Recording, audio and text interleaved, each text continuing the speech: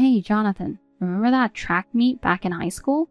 The one where you got picked as the another for the 4x100 relay? Everyone was so shocked when they announced it. But once you started running, you blew past everyone and crossed the finish line way ahead. I still get chills thinking about that moment. That's when I seriously fell for you. I thought I was going to die that day. My legs were shaking from nerves, and I could barely breathe. But then I heard you yelling my name from the stands, and suddenly I got this burst of energy. That's when I realized just how powerful someone's support can be. Right? I always saw you as a hero. Even when we got married, I truly believed it had to be you. But once we started living together, I realized even heroes are human. You get tired. You need a vent sometimes. It's totally okay to lean on me, but if we don't support each other, we won't make it in the long run. I'm exhausted from work every day too, and there's always something going on at home. I'm doing my best for the family, but honestly, sometimes it's just overwhelming. I know, I really do. But I have my own pace, and it's the only way I know how to be. People might say I'm selfish or just being lazy, and maybe they're right. But honestly, without you, Jonathan, I'm completely lost. It's because we're married that we need to face things more seriously. We can't just keep tossing the weight back and forth. I want to be your hero. I want to protect you. So I need you to treat me like I matter too. You saying that so seriously kind of scares me. But I promise, I'll keep thinking about how you feel moving forward. I'm not perfect, but I'm really going to try. I'm glad to hear that. No one's perfect. We just got to help each other out. Let's keep working on a life where we can laugh together, no matter the challenges we face. Yeah, that's my biggest dream. Even if every day isn't perfect, I just want you by my side, sharing a laugh now and then, leaning on each other when we need to. That's the kind of life I want to keep building with you. I'm really glad we talk like this. We've both been so busy and out of sync. I've been craving this kind of moment. I appreciate it. I hope we can keep pushing through everything together, side by side. I've still got a lot to learn, but please keep sticking with me. Same here. Just seeing you smile reminds me why I keep going. If I can keep that smile safe by your side, that's all I could ever want. It's nice, just spending time together like this. No rush. Moments like these might actually be the most luxurious thing of all. Yeah, I want to keep treasuring times like this. I'm looking forward to us kicking back with a drink again and just chatting. Next time, let's talk more about the future too. Our dreams, places we want to go, things we want to make happen. I want to share it all with you. As long as I'm with you, I feel like I can get through anything. Just having you beside me makes me feel so much stronger. Really. Sarah, what the hell is going on? I don't understand. Why are you doing this all of a sudden? At least tell me what's going on. Please, Sarah. Sarah, where are you? I just got home and the house is completely empty. There was divorce paperwork left at the door. What the hell does that mean? You took the furniture, your clothes, everything's gone. You're really not picking up. Please, just answer. Are you seriously ignoring me? The least you can do is respond. I'm begging you. Come on. Can you at least give me some kind of explanation? You just vanished and left divorce papers behind. I don't even know what happened. The least you could do is give me one sentence, one reason, something, right? Jesus, will you shut up? You're seriously so annoying. That divorce paper I left, that says everything I need to say. No more, no less. As far as I'm concerned, it's over. Don't call or text me again. Just stop. Please, wait. You can't just leave a piece of paper and expect me to understand everything. That's not fair. If I did something wrong, I'm truly sorry. I'll do whatever it takes to fix this. Just at least tell me why. Walking away without a word, you can't do that. The fact that you don't even realize what you did wrong, that's exactly why this is over. I honestly have no idea what you are talking about. I'm truly sorry if you're feeling bad. Just let me know what's going on, okay? The wedding invitation. That's where it all started. Something inside me just broke. Wait, what? Hold on, what are you talking about? Seriously? After all that, even when I spelled it out for you, you're telling me you still don't get it? Ugh, unbelievable.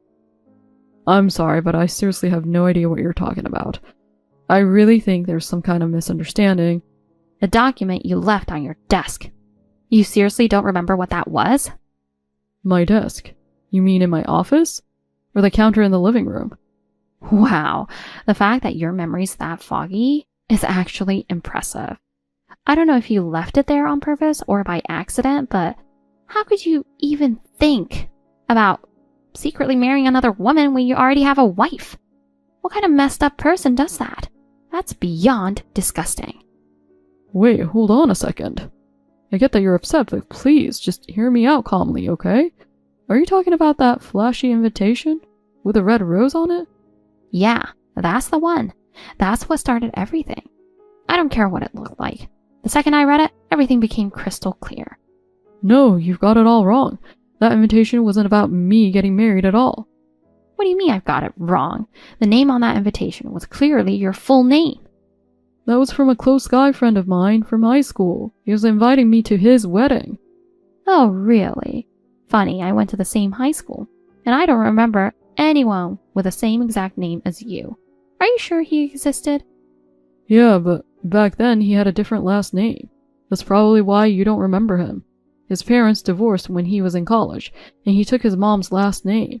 And by total coincidence, he ended up with the exact same name as me. Seriously? Are you kidding me? You actually expect me to buy that excuse? I went to that high school too, remember? I think I'd know who was in our class. I've gone through the yearbook a bunch of times. Not a trace of anyone by that name. I'm telling you, back then he had a different last name. We weren't even in the same class, and he was the quiet type. Didn't really stand out. Then in college, his parents split up and he took his mom's last name. After that, he ended up with the exact same name as me. And that's why the invitation accidentally came to me. It was just a total coincidence. Oh, come on. That's what people call a lame excuse. It's way too convenient. It sounds super sketchy. Everything I'm telling you is the truth, I swear. Please believe me. Yeah, sure. I mean, it's not like excuses that convenient to pop up every day. Still, a wedding invite with your full name printed on it? You can't exactly explain that away, can you? And just so you know, don't bother trying to get rid of the evidence. I already took a photo of the invite and saved it on my phone. Okay, I get it. You clearly don't trust anything I say anymore. So just contact him directly. Call him, text him, whatever. It'll clear things up in no time if you ask him yourself. Yeah, sure. And I'm supposed to believe this friend of yours isn't just in on it, huh? He's probably ready to back up whatever story you cooked up. You probably asked someone to pretend they have the same name and just go along with it, right? That kind of trick won't work on me. If you think some obvious setup like that's going to fool me, you're dreaming. No, I swear. It really was just a crazy coincidence. I never thought it would cause a misunderstanding like this, not in a million years. But if you seriously won't believe me, then what the hell am I supposed to do? You sound so pathetic right now, clinging like this. It's honestly embarrassing. It's really unbelievable. Anyway, make sure you file the divorce papers by tomorrow. Dragging this out any longer is just a waste of time. Please just let me see you and talk to you face to face. I'm begging you, Sarah. You should be thankful I'm not demanding damages. That's generous enough. And what about you? What are you even planning to do now? You ran out without anyone to turn to. Are you really okay like this? Your parents are divorced and your mom's living overseas, right? It's not like you have anyone you can just rely on. Oh, don't worry about that. I've got someone I trust completely. Someone I can count on right by my side. Wait, Sarah. Please, don't shut me out like this. I'm done. There's nothing left to say and I'm blocking you now. Bye. Jonathan, sorry to text you this late. Can we talk for a bit? Sarah? Sorry to drop this on you out of nowhere. I've been going back and forth about reaching out. I type a message, almost hit send, and then back out. Jonathan, it's been a while. I'm kind of nervous messaging you like this. Honestly, I never thought I'd actually hear from you again. It's been what, about 4 years now? Hearing your voice again feels so strange after all this time. Have you been doing okay? Not overworking yourself? Though I probably don't have the right to ask that. I've been alright, just working, eating, sleeping. Nothing special. More importantly, what's this about? Well, I wanted to talk about what happened back then. That wedding invitation that caused the whole divorce. So just recently we had a high school reunion. It was nostalgic seeing everyone again, and I ended up talking about you. And when I casually brought up that invitation thing, someone in the group, completely by chance, had actually been invited to the wedding of the groom with your exact same name. That's when I finally realized everything you told me back then was true. You're talking about Jonathan Miller, right? He already messaged me saying he cleared things up at the reunion. Oh, really? Oh, that's a relief. I've been stressing over what to even say to you. Well, if that's the case, there's nothing to worry about now. Then, I'm coming back. I want to apologize properly and try again. Why would you even say that? Huh? What do you mean? You had me blocked for years, and I never heard from you. But I actually filed the divorce papers a long time ago. Yeah, I figured. I knew that much. Then why are you suddenly saying you're coming back? That doesn't make any sense. Because now that I know it was all just a misunderstanding, isn't trying again the natural next step? We can just submit new marriage papers, right? No need to overthink it. What are you even talking about? Huh? Did I say something weird? I'm just trying to have a normal conversation here. Come on. If this were just a case of someone storming out after a fight and awkwardly coming back later, then yeah, I could maybe get it. But this, this goes way beyond that, right? But still, in the end, it was all just a big misunderstanding, wasn't it? That's not the point. Sure, maybe it started as a misunderstanding. But the fact is, you didn't even try to hear me out. I tried to explain. I even offered proof. But you brushed it all off like I was lying and shut me down. Then you completely blew up on me, vanished, and cut off all contact. Now after all that, you want to just stroll back in and pick up where we left off? Don't you think that's a bit much? I don't know how to respond to that. Also, it's been 4 years, Sarah. You really think I just sat around doing nothing all that time? Wait, what do you mean by that? I mean the real reason you walked out like that. Why you ran off without letting me say a word. What? Where is this even coming from all of a sudden? You were just waiting for the perfect excuse to run off with a guy you were cheating with, weren't you? Then that whole mix-up with my name happened, and you jumped at the chance to use it as cover. What? What the hell are you talking about? You didn't even give me a chance to explain. You just cornered me out of nowhere, and then disappeared. You didn't even give me a second to breathe. So yeah, I'm saying maybe that was your plan all along. Wait, hold on. Jonathan, are you seriously accusing me of that? About Jonathan Miller, the guy we talked about earlier, he's always been super well connected, especially with people from high school. He keeps up with everyone. You weren't an exception, and sometime after our divorce, he casually mentioned hearing something about you. At first, I thought he was joking, but the more I listened, the more stunned I got. What? What did he tell you? That you've been begging some guy to marry you, but he kept dragging his feet, and you got so fed up, you went straight to his wife and demanded she divorce him, which, of course, blew up in your face and got you hit with a huge damages claim. Wait, that's not true. I mean, that's not the full story. It's not like that at all. And that guy you were cheating with, wasn't he your ex? The one you used to mention even before we started dating? That upperclassman you said you bumped into again at the school festival? Jonathan, please. That's enough. Just listen to me. Why now? What's the point? You're no better. You've been making all these assumptions about me, judging me without even letting me speak. Like how? Be specific. You just took whatever Jonathan told you and ran with it, without even once trying to hear my side of the story. You're wrong. What I'm saying is, I looked into everything myself. I dug through real facts, cross-checked evidence. What Jonathan said was just the starting point. Everything after that I confirmed with my own eyes and feet.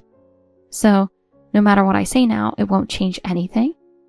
The only reason I'm even talking to you right now is because everything I'm saying is based on solid facts. Not guesses, facts. Things I've confirmed. Now that some time has passed, I can finally say this. Right after our divorce, I was a mess. Mentally, emotionally, completely wrecked.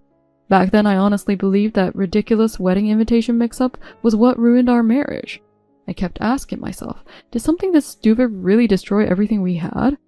It made me feel completely helpless, like I was worthless as a husband and a person. I started thinking maybe you'd never actually trusted me. Not as a man, not as a partner, from the very beginning. No matter how much I thought it through, I couldn't find a way out. I spiraled so deep into negativity that even breathing felt hard. I lost all sense of who I was. I couldn't even think about the future. I couldn't see the point of living. I hit rock bottom. Honestly, I was hanging on by a thread, in every possible way. And then Jonathan told me about your affair. At first, I didn't believe it, but the details were too specific. It hit me like a truck, realizing my wife had been cheating and I hadn't seen any of it. But weirdly enough, that shock made all your erratic behavior back then finally make sense. That's when I realized I couldn't just keep wallowing in misery. I had to get moving again. So I started digging. I pieced everything together and built up real evidence about what happened. That's why I'm not lashing out blindly or blaming you based on emotions. Still, if there's something you really need to say, I'll listen. That much I owe you. Well, so, just let me say one thing. Just this one thing. What? I'm truly sorry for cheating. I regret it from the bottom of my heart. Back then, I don't know. I just wasn't seeing reality. I got completely swept up in the moment. Looking back, I don't even recognize who I was. But after I broke things off with him, things got really hard. I got hit with how brutal real life can be. Just like Jonathan told you, his wife demanded damages from me. A pretty big amount too. I had to borrow money, work day and night, and only recently I finally finished paying it off. I kept telling myself if I could survive this hell, you'd be there waiting for me. That belief is what kept me going. I pushed through it all because I truly believed I could stand beside you again someday. Huh? So what, and? No matter what you say now, my feelings aren't going to change. Please, Jonathan, I'm begging you. Give me just one more chance. I'm truly sorry for everything. This time I'll support you. I'll be the kind of wife who stands by you. I used to run from everything, but not anymore. I want us to be a couple who talks things through and walks forward together. So please, I'm begging you, Jonathan. Sorry, but that's not going to happen. No matter what you say, my answer won't change. What? How come you can reply so quickly without even considering it? We really loved each other once, didn't we? You could at least pretend to think about it for a second. That's not what this is about. This isn't about feelings or sympathy or any of that. I'm married now. What? Married? What do you mean? No way. It's only been 4 years since we split. You got remarried that fast? That's insane. Wait, don't tell me. You had someone before the divorce? Were you the one cheating? I'm not like you, okay? I never do something that shady. I met my wife through a mutual acquaintance. It was a proper arranged introduction. We got married the right way, with honesty and respect. An arranged introduction? That's hard to believe. After the divorce, I was a wreck for a while. I couldn't trust anything or anyone. Every day felt empty. My aunt couldn't stand seeing me like that, so she basically dragged me to the meetup. I was sitting there thinking, why the hell am I even here right now? And then she walked in, my wife. Anyone else would have been turned off, right? A guy carrying all that baggage. But the second she saw me, she told me later, I just had this feeling that you were someone who shouldn't be left alone. Can you believe that? And after that, she was incredible. She stayed close, helped me slowly pull myself together. She never asked for anything. She just stayed by my side. How could I not fall in love with someone like that? Wait a minute. How can you do this to me? Telling me all this now? That's really unfair. That's why I'm saying I have zero interest in getting back together with you. The past is the past, and my life now is somewhere else entirely. But Jonathan, I finally realized something. Deep down, I still love you. No matter what I did, you were always on my mind. It might be too late, but I really believe I could be there for you now. This time, I want to face everything with you.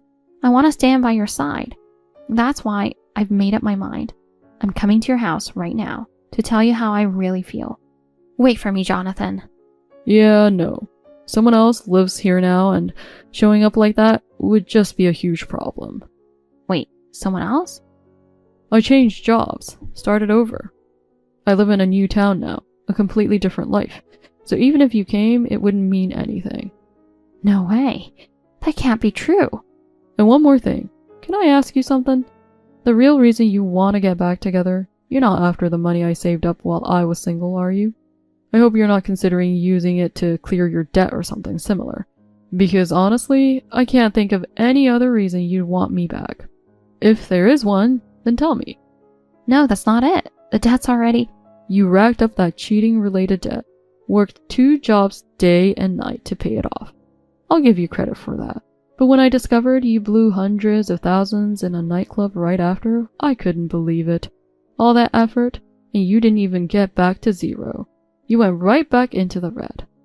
Wait a second, that's... Huh? Hit a nerve? Or is there some twist I don't know about? Where did you even hear that? Who's been blabbing about me? Jonathan told me everything. Unbelievable. He told you that too? Turns out he runs a nightclub now. Nobody ever said anything about that to me. Apparently the staff kept him well informed about their favorite regular. You. Not that it matters to me anymore. Enjoy your new life in debt. Wow.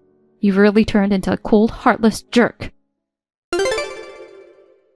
After that conversation, I finally calmed down and followed through on something I've been avoiding. Blocking her. Looking back, even after the divorce, a part of me was still hung up on her. That lingering presence kept smoldering in the back of my mind.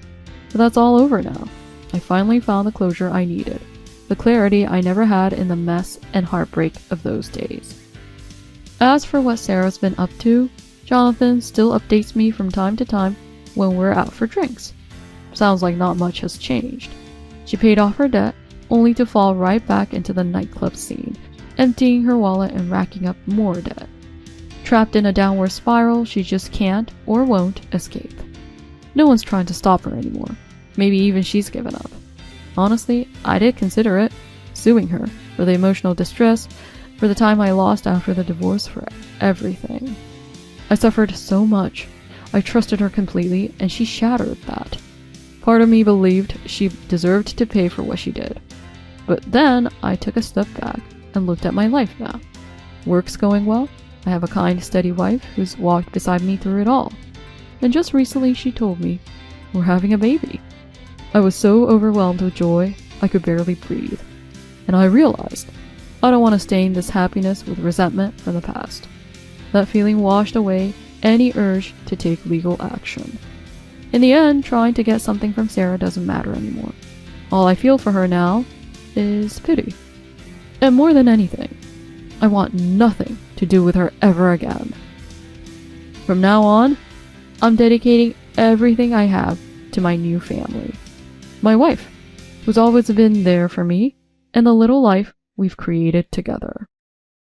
No more living in the past. From here on out, I'm walking the path I chose, and I swear I'm going to be happy. Thank you for watching. Please rate the video and subscribe to our channel. See you in the next video.